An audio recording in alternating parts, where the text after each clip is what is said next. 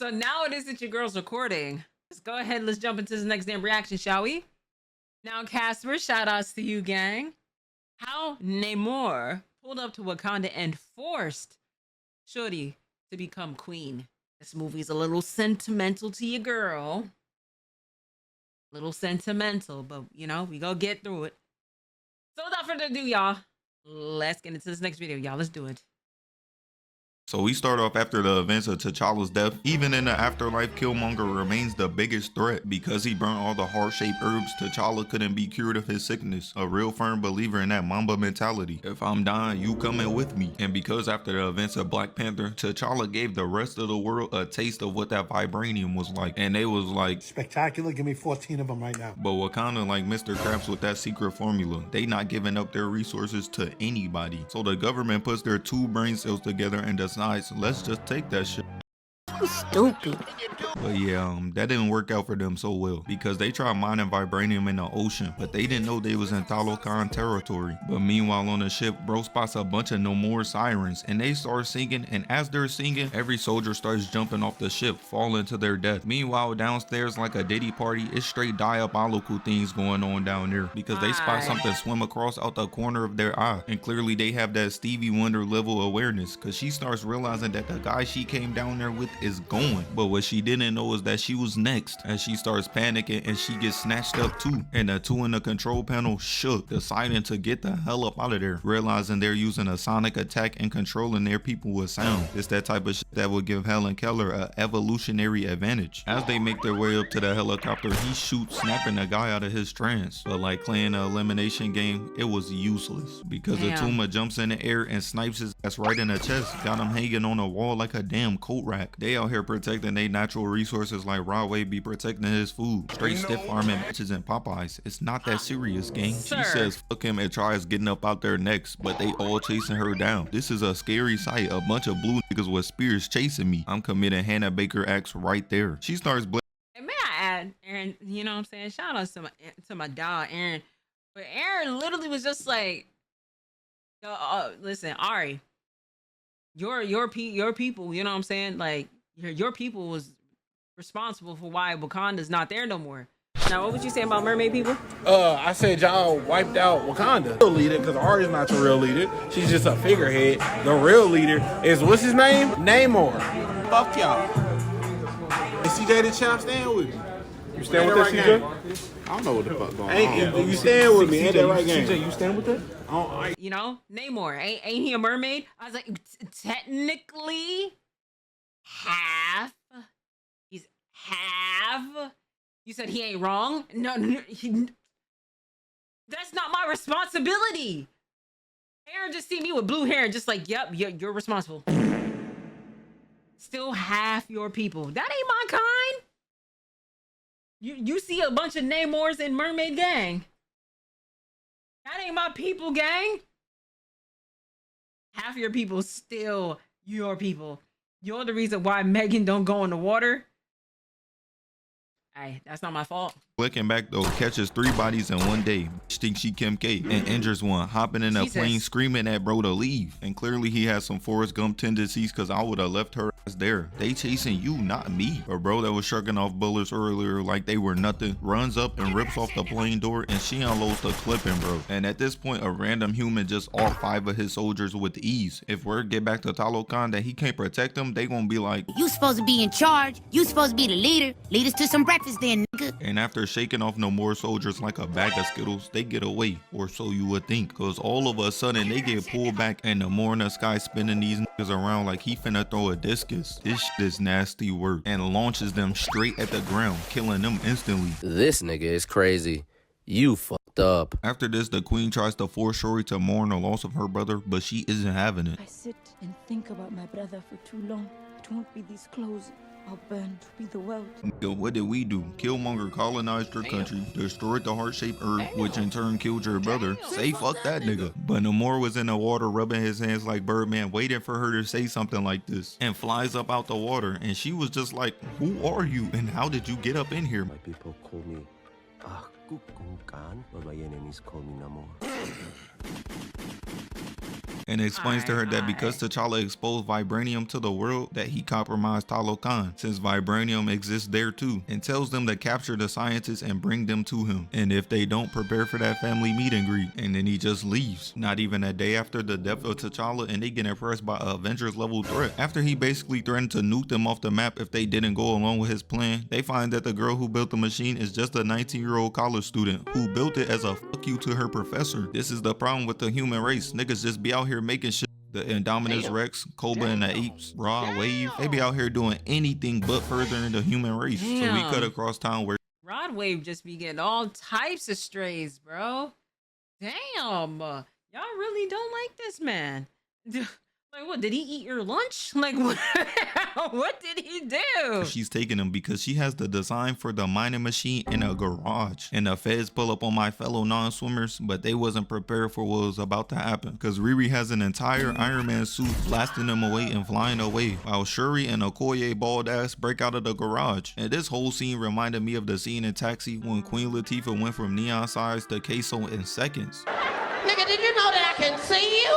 Cause Shuri is not a part of the Sea Boys. They get to a roadblock, but Riri comes in with the assist, blowing they shit up, clearing a path out the road. But this is where things start moving like Zaya Wade and changes, because they grapple onto Riri and slams her ass down on the concrete. And as Shuri and Okoye bald ass get closer, they throw a hydro bomb, making them both flip over. And this entire time I was just thinking, damn, y'all asked them to bring her back to Namor. Bro really said, Stupid, I'm not gonna let you get the chance. Okoye on that type timing too, cause as they trying to grapple her in, she cuts the rope. So these niggas proceed to jump off a damn whale and land, hitting her with the aura pose. And Atuma in that back like sit back and take notes, and rise in on a gray whale and jumps off and peep the aura pose too. And Okoye in that back having the same reaction as me, realizing that these life-size Smurfs are serious threats. The police arrive and Namor just starts violating them. I can't even see for real cause Okoye bald ass with that King Neptune type hair is blinding me. But it's safe to say she's back there making them regret becoming police officers. Namor soldier starts running in. These brave soldiers, they fighting a losing battle. I know they can't see shit right now, which is why Okoye starts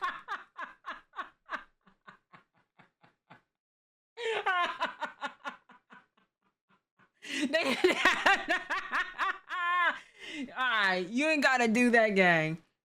You ain't gotta do that. You did not have to do that. Damn, I get it, she bald, but like you ain't how to get, you ain't gotta do strays to my girl like that. starts winning, throwing bro away, spear to the face, and knocks Smurfette down. She parries bro, slices him in the stomach, got him kneeling like he bowing to a new king, and then bro rushes in and gets put down quick. Weave into an overhead, gonna have her looking like young boy straight dancing her shit. And then she peeps bro in the back running up again, knocking his spear away and impaling him with the spear, and just throws him onto the ground. And she turns around to see that Atuma just walking down Riri. Bro wasted no time, he was about to off her on spot, knocking his spear down and giving him a slash to the face, instantly calling ISO. He tells his people in the back to quit faking, gave her that here nigga damn ass win, and tells them to go help Namor. And I'm just like, help her do what? They already gone. As he starts running the ones with Okoye, showing her that she ain't getting no parlays like her snow bunny loving husband. This is grown man strength. Putting some elbow grease on that hoe and knocking her down with one blow, and then kicking her weapon towards her. I'm not fighting nobody that just gave me my weapon back. This is not a person who is right in the head. Hitting her with that. You that broke, you need it back. Okoye starts fighting dirty though, and he ain't having it. Starts moving like Chris Brown, hitting her with a right, slams his spear in the ground and rams her into it, laying her out like a mattress. And goddamn, Namor out here recruiting a League of Assassins, and it shows because he goes to finish her off, but she shocks him, getting up, but they clash weapons, sending her flying back. And Namor comes in with the finisher though, throwing up a hydro bomb at Atuma, and he booty bumps it. You some freaky ass nigga. Bro could have kicked it or something. As Okoye cuts it and it blows up in her face, throwing her in the water. She's definitely cooked. Meanwhile, above, Shuri is telling them to take her back to Namor and to spare the girl and Okoye, so they take her to him. And to my surprise, Okoye survives. Water is to black people like salads are to queso. After this, Okoye gets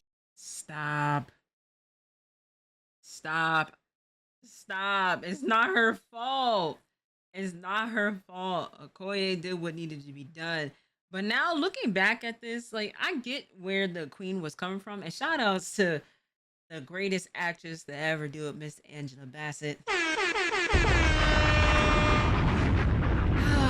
Shout outs to her for finally getting the damn Oscar. Finally, they stopped playing with this woman for years and gave her a fucking Oscar. But This performance here was literally peak. She should have won it at this. She should have won the Oscar for this moment here. But wow, it wasn't Okoye's fault. Looking back at this, I'm just like, you know, Okoye was kind of done dirty at this part, you know? Stripped of her title as General of the Dora Milaje, so she goes to recruit Nakia. Why? I do not know. She was trying to set her grandson up to become an orphan. We skipped to Talokan where Namor is telling a story of how he became the first mutant. I'm crying. He think he's Soldier Boy. I'm the first nigga to do all type of shit. His mother and her village were plagued with the smallpox. Magic Johnson was at the cookout telling them how he put his blood, sweat, and tears in the food, so now they're dying. And because this was Duke Dennis BC, they turned to Chalk, the god of rain.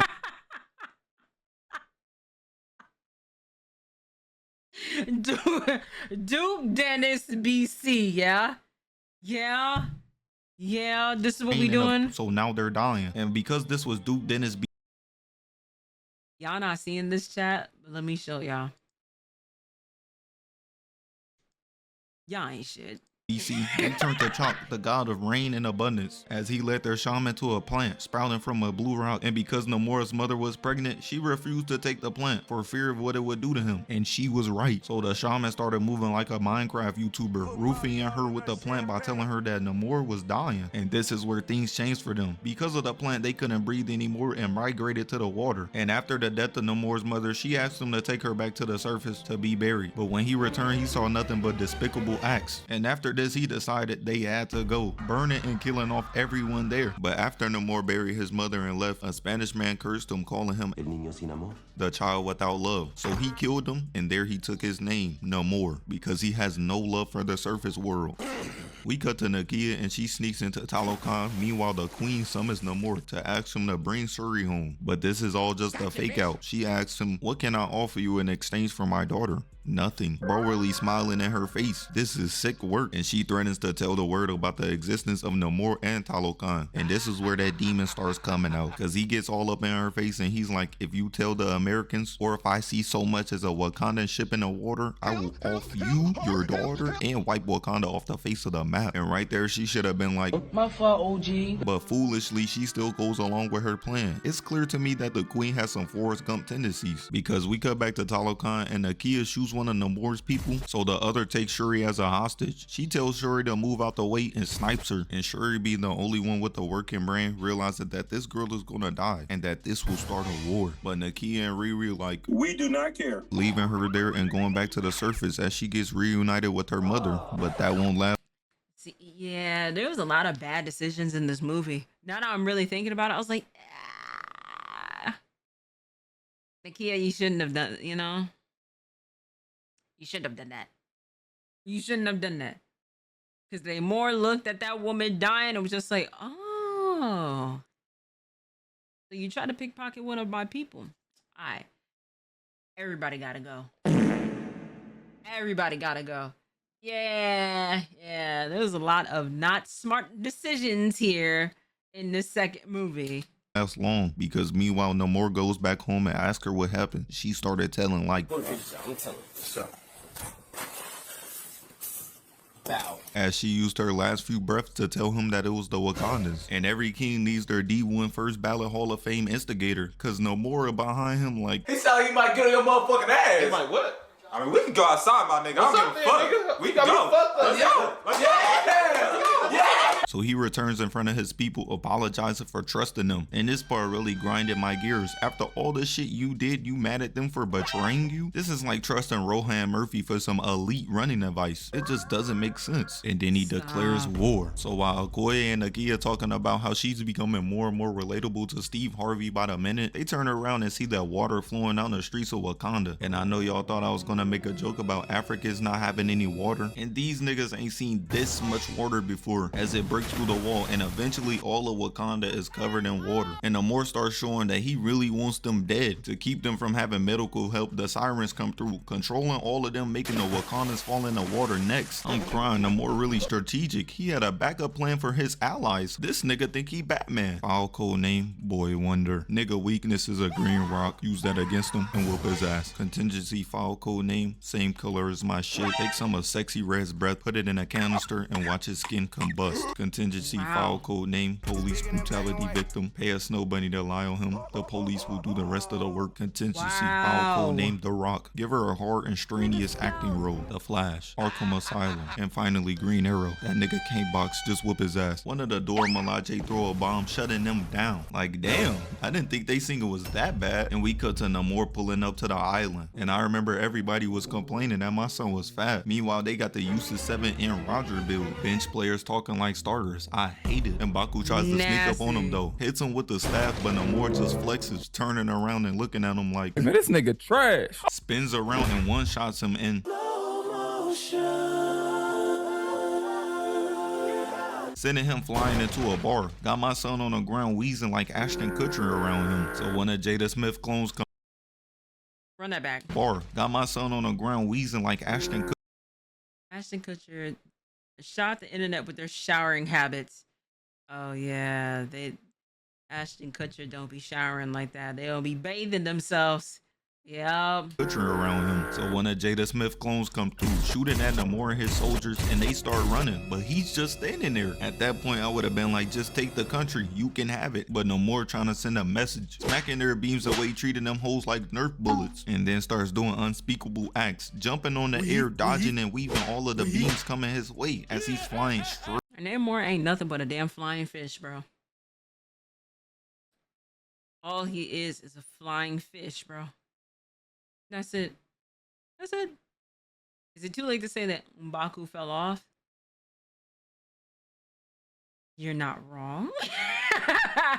You're not wrong. That's what you are, though. I'm not a flying fish. I'm just a regular fish, bro. That's it. I'm just a blue fish. You know what I'm saying? That's it. That's it. That's it. No, nothing else. I don't be out here flying unless it is that, you know, a fish that controls the ocean. I can't control everything in this motherfucker, okay? There's only like 3% it is that humans have discovered. And I ain't gonna tell y'all the rest of the stuff it is that is known. Okay? For the reason why the floodings happen? No. No, that's not that has nothing to do with the ocean itself. That has nothing to do with floodings. With floodings? No. Nah. Because if we get like anything it is that happen as a natural disaster, bro, we get fucked up too. What you mean? This is a lose-lose situation for both of us. Straight into the aircraft, and he was just like, your time has come. One shot in a plane and then flying up and looking for more enemies. There is seriously something wrong with bro. And that's when he spots straight free eats, dodging the beams, jumping off the other plane, going down and then flying up, cutting a wing off, and then slices off the other wing while falling down. And while they're falling out the sky, he flies down and then throws them at the other plane. So Auriel flies in straight at Namor. You didn't just see he wiped out 2 dragon flyers with ease. There isn't a single thought behind that big ass head, shooting at him. Damn. But he literally slapping away sonic attacks like they're nothing. And he decides to turn it up a notch, moving like Goku, hitting her with a left and right twice, and then flying in and slicing the wing off this flying saucer. Raw Wave just got excited somewhere because I said sauce and wing in the same sentence as she crash lands in that fight quickly. He jumps down and spots Shuri in the distance flying in, so she starts shooting at him, turning full on stormtrooper right in front of our eyes because she can't hit shit, allowing him to jump on the water and start camping that low ground like Harriet Tubman. And while he's swimming away, Shuri is still trying to shoot at him, so he stops and waits on the perfect chance to send her to that T'Chaka and T'Challa meet and greet, jumping up, hitting a whole ass flip and landing on their jet, stabbing the center console and looking Shuri deep in her eyes as she's looking up shook. She ain't never seen no matchup like this. This is like dropping Steph in the 50s. They gonna be like, hang that nigga now, I got the rope right here. And because he's done irreparable damage to the aircraft, that shit starts spinning out, crashing into the water, and he's thinking it's GG's because they a boogie right now. After Namor got done wiping his hands with Shuri, he pulls up to the Citadel next to go drop off her mom, making a small ass crack in the window. And after this, bro starts smiling, so y'all know he's about to do some vile shit as he just leaves. The queen tells Riri to run away, but it's too late because he comes back with 8 hydro bombs and throws them shits at the window, breaking the glass and completely destroying the Citadel, leading to them both getting swallowed up by the water. They abusing the hell out of this move. Do this against somebody who can swim. Eventually the that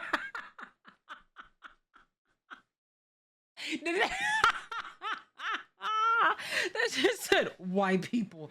Wow.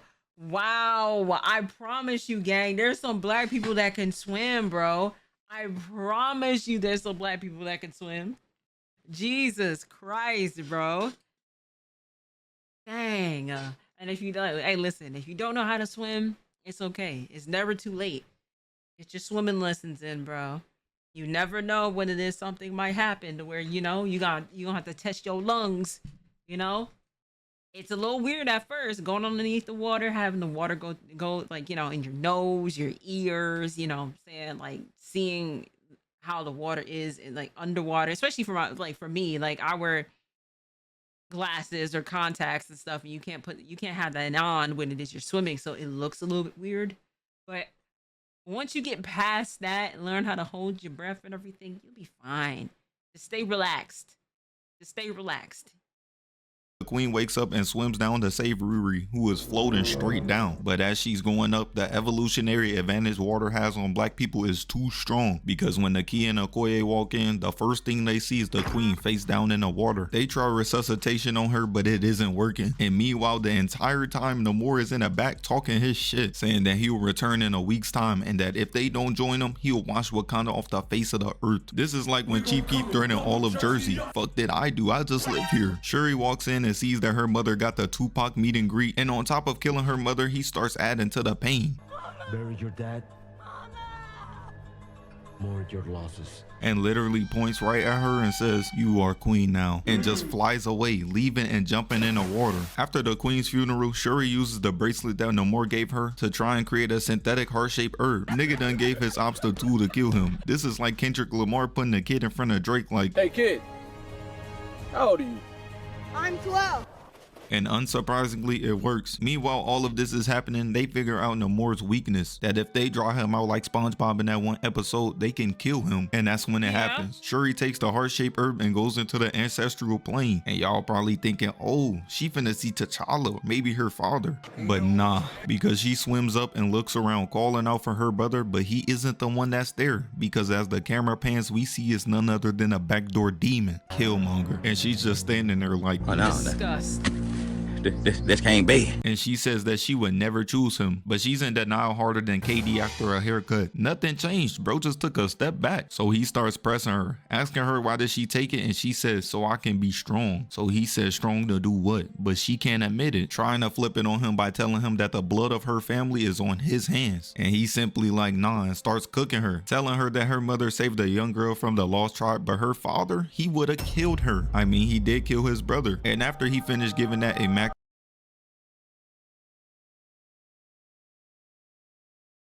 he wasn't wrong.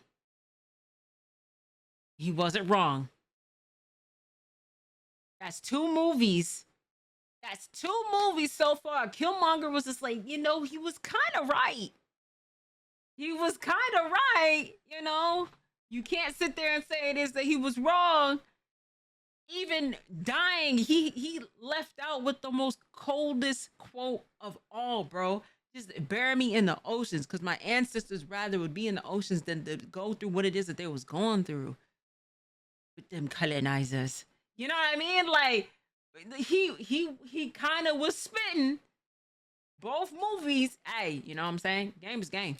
Ass speech, he was like, you want to be noble like T'Challa or stand on business like me? And then she woke up. Nakia asked her who did she see, and she straight up started lying to her and says no one. I'm crying, bitch thinks she's Zoro. And as she's feeling more and more relatable to Batman because her family abandoned her, she punches the statue, and here we see that the heart-shaped herb worked. We fast forward to the meeting. He had the higher up shook, told the Wakandans to evacuate the city immediately, and then Baku and everybody else looks up and sees a jet. And that's when Shuri drops out, flying all the way down, doing a clean superhero landing as everybody around realizes that the Black Panther is back. But in every great moment, there's always somebody to hate, and Baku and Shuri arm wrestle to test their strength, and bro realized, damn, she on that shit, raising her hand up as all the elders finally acknowledge her. After this, they plan to take out Namor, and because Shuri got hyped up by Killmonger, she says that her mother is gone and all she wants to do is kill him, and tells M'Baku he's gonna help her get it, leading up to the final battle.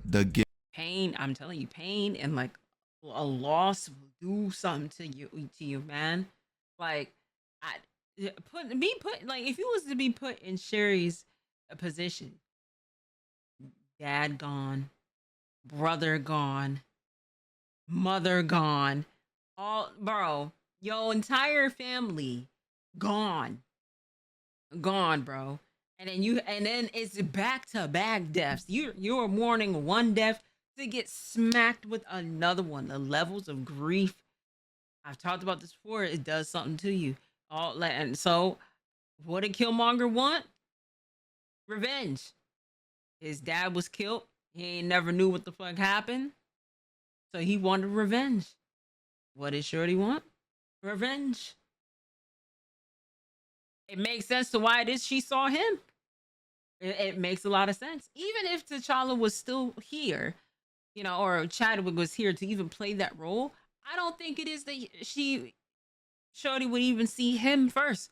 She might be able to see him after the fact once, you know, she's gotten the level of peace. But I still think it is she still would have seen Killmonger first.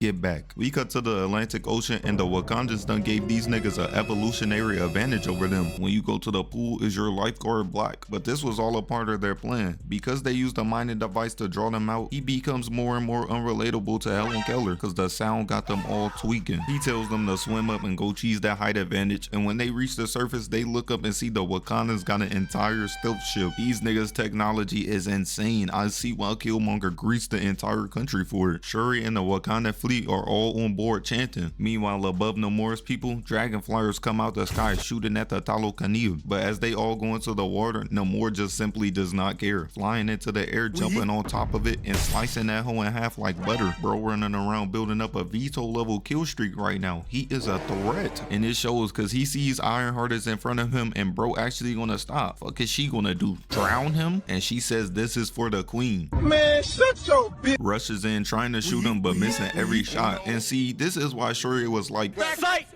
you ain't gonna get these back. At the end of the movie, we trying to avenge the queen, not embarrass her. Namor starts targeting a flyer, using his spear to split the side of it, and then grabs the back, throwing it at a ship full of Wakandans, clearing at least a quarter of them out in a second. And now they realize that all that glazing and Baku was doing, calling Namor as strong as the Hulk, that he was right. And while Shuri is down there wiping out all the NPC Talokan, Ironheart is on high ground in hell, shooting at Namor, but he's dodging everything. It got so bad to the point he turned around mid-fight just to see the action that was going on down there. And look at this.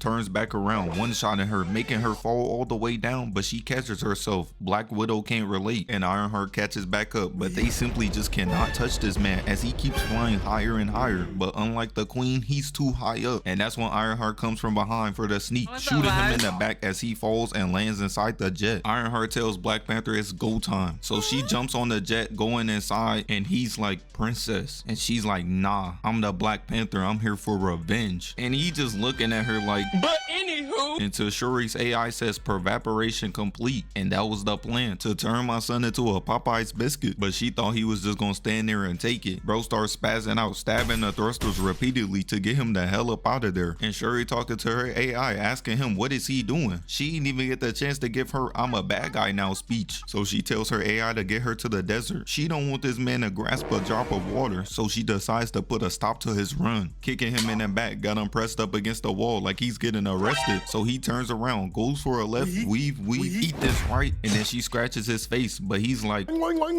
catches her elbow and gives her a life-altering rib shot, turning her into an inflatable man outside a car dealership. And while he has her hitting the Disney Channel knees, lifts her hand up, got her hitting the Black Lives Matter, but she cuts his arm and he starts moving like Bruce Lee, hit her with a 1-inch punch across the room, and he immediately turns around and breaks apart the a jet, crash landing onto the desert. And you just know bro was mad as hell a little bit earlier and he would have been back to 100%. Shuri gets up looking around for Namor, but she looks up to a demon punching her right in her shit. And then she turns around and bro wasted no time running in, picking her up and flying in the air. And while he's taking the hits, grabs her elbow again, punching her and locking her arms and legs, and proceeds to fly straight down, hitting her with a flying lariat. And goddamn, is this not overkill? It's her first day as Black Panther and she gotta fight this demon? He stands over her and hits her with a two-piece and goes to stomp her out, but she rolls out the way and sees Free eats and cuts off his wing. Got bro screaming out, so she grabs him, flips him over on his face, and bro looking down like, Is this nigga serious? and then the camera pans and she holding his wing up like a damn trophy, so he cannot let this slide. Going for a right, but Shuri dodges in the cleanest way. He catches her arm, hits her with the left, and then shoulder checks her at a rock. About to have her in that tight end walk by the end of the night. He flies in and elbows her in the chest and starts wailing on her, so she grabs him and starts moving like a freak, putting her claws in his back, letting off a big boom, and used his arm as a trampoline, jumping off and kicking him down, sending him flying. And while he's taking a knee, she hits him with a spinning back kick, laying him out face first. Losing to a rookie you have 400 plus years on is crazy. All NBA rookies taking notes right now.